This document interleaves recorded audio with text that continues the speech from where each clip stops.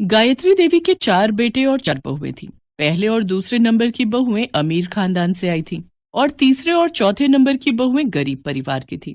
इसलिए गायत्री देवी अपनी बड़ी बहू सुमन और दूसरे नंबर की बहू नीलम के ऊपर ज्यादा ध्यान देती थी और हमेशा उनकी ही तारीफ करती थी। बाकी दोनों बहुओं आशा और वर्षा की हमेशा बुराई करती थी, जबकि आशा और वर्षा सुमन और नीलम के मुकाबले ज्यादा अच्छे स्वभाव की थी। गायत्री देवी की चारों बहुएं गर्भवती थीं और घर में आजकल इसी बात को लेकर चर्चा हो रही थी। ये लो सुमन बहू, नीलम बहू, कहाँ हो तुम दोनों? इधर आओ जरा। अरे माँ जी, ये इतने सारे थैले, इनमें क्या ले आई आप? लगता है आप तो पूरा बाजार ही खरीद लाए हो। हाँ, है तो कुछ ऐसा ही। अब मेरी दोनों लाडली बहुएं गर्भवती हैं, सुंदर सुंदर बच्चों को जन्म देने वाली हैं, तो उनका ख्याल मैं नहीं रखूंगी तो और कौन रखेगा। ये देखो, ये रहे देसी घी से भरे हुए डिब्बे, ये रहे बादाम काजू किशमिश के डिब्बे और सभी तरह के फल सब्जियां। और हाँ, तुम दोनों को ये नमकीन वाले बिस्किट और केक भी पसंद है ना, तो मैं दुकान से ये भी खरीद लाई। अब रोजाना पेट भरकर खाया करो। तुम दोनों को अपने खान पान का पूरा ध्यान रखना है। ठीक है माँ जी। वैसे मैंने आपको जो पैसे दिए थे सारे लग गए या फिर कुछ बचे हैं? मतलब ऐसे ही पूछ रही थी कि उन रुपयों से सामान आ गया होगा। अरे, आपने तो पैसे खर्च ही नहीं करे। मैंने तो आपको दिए थे, फिर ये सामान? ऐसी सास थोड़ी हूं जो अपनी बहू के पैसे खर्च करवा दूंगी। भले ही तुम अमीर घर से आई हो, पर यहाँ भी मैं तुम्हें किसी चीज की कोई कमी नहीं होने दूंगी। ये पैसे मैंने अपने पास से लिए हैं। वो तुम्हारे ससुर जी की पेंशन आती है ना हर महीने, तो मेरे पास ऐसे ही रखी रहती है। कभी पैसे खर्च करने का मौका ही नहीं मिला, अब मिल रहा है तो भला पीछे कैसे रह सकती हूँ। सचमुच हमारी सासू माँ कितनी अच्छी है ना जेठानी जी। आशा, ओ आशा, वर्षा, कहाँ हो तुम दोनों? कब से बैठी हूँ, एक गिलास पानी का भी नहीं पूछा। पहले ठंडा पानी पिलाओ, फिर उसके बाद हम तीनों के लिए गरम गरम चाय बना देना। माँ जी, ये पानी ले लीजिए, चाय वर्षा ला रही है। हाँ ठीक है, अब जाओ, सर पर ही खड़ी रहोगी क्या? माँ जी, ये चाय ले लीजिए।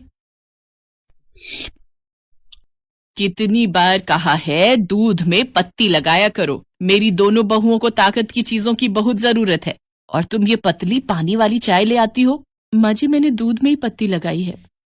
माँ जी, शाम के खाने के लिए क्या बनाना है एक बार बता देते। माँ जी, आज मेरा ना कढ़ी चावल खाने का बहुत मन है, और मुझे तो पनीर की भुर्जी खानी है माँ जी। तो बस ठीक है, रात के खाने में कढ़ी चावल, देसी घी के पराठे और पनीर की भुर्जी बनेगी। जो मेरी दोनों बहुओं ने कह दिया वही बनेगा। पर माँ जी, फली आलू की सब्जी काट कर रखी हुई थी। वर्षा का फलियां खाने का बहुत मन था। नहीं नहीं नहीं माँ जी, मुझे तो फलियों की दुर्गंध आती है, फिर मैं पनीर की भुर्जी नहीं खा पाऊंगी। तू चिंता क्यों करती है नीलम बहू, जब तुमने मना कर दिया तो फलियों की सब्जी इस घर में बिल्कुल भी नहीं बनेगी। आशा वर्षा, दोनों कान खोलकर सुन लो, फलियों की सब्जी उठाकर डस्टबिन में फेंक दो। वर्षा रोती हुई रसोई में चली जाती है। आशा उसके पास जाती है और उसे समझाती है। वर्षा, माँ जी की बात का बुरा मत माना करो। तुम्हारा फली आलू खाने का मन है ना? जब सुमन भाभी और नीलम भाभी सो जाएंगी और माँ जी शाम को मंदिर जाएंगी, तब मैं तुम्हारे लिए सब्जी बना दूंगी। आशा भाभी, हमारे साथ ही ऐसा क्यों हो रहा है? हम भी तो प्रेग्नेंट है। माँ जी हम दोनों का ख्याल क्यों नहीं रखती? मुझे पता है हम दोनों गरीब है, इसलिए ऐसा है ना। हम सुमन भाभी और नीलम भाभी की तरह पैसे वाले घर से नहीं आए। वर्षा की बातें सुनकर आशा भी रो पड़ती है। कुछ महीने बीत जाते हैं। बहुओं की गोद भराई की रस्म होनी थी, सब उसी की तैयारियों में लगे थे। गायत्री देवी भी सुमन और नीलम की गोद भराई के लिए ज्यादा उत्साहित थी। उन्होंने सुमन और नीलम के लिए बढ़िया बढ़िया कपड़े और गहने मंगवा कर रख लिए थे, पर आशा और वर्षा की तरफ गायत्री देवी का कोई ध्यान ही नहीं था। सब लोग बैंकेट हॉल में फंक्शन के लिए जाने की तैयारी कर रहे थे, तभी सुमन और नीलम गायत्री के पास आती हैं। बोलो ना भाभी, पहले आप बोलो। क्या हुआ सुमन बहू, बोलो क्या है, बोलो क्या कहना है। वैसे जल्दी चलो, फंक्शन के लिए देर हो रही है, सभी रिश्तेदार और मेहमान आ गए होंगे। माँ जी, वो मैं कह रही थी कि इस फंक्शन में आप ना ही जाओ तो हमारे लिए और हमारे आने वाले बच्चे के लिए शुभ रहेगा। वो मेरी मम्मी कह रही थी कि एक विधवा का साया एक गर्भवती सुहागन पर पड़ना अच्छा नहीं होता। माँ जी, ये हमारे भले के लिए है, आप एक विधवा हो और आपका साया हमारे और हमारे आने वाले बच्चों पर पड़ा तो ये शुभ नहीं होगा। इसलिए आप इस फंक्शन में ना ही जाओ तो बेहतर है। आप आज हम दोनों से दूर ही रहना, और हम नहीं चाहते कि हमारे आने वाले बच्चे की जान को खतरा हो। सुमन और नीलम की बातों को सुनकर गायत्री देवी को एक धक्का सा लगता है और उनकी आंखों में से आंसू बहने लगते हैं।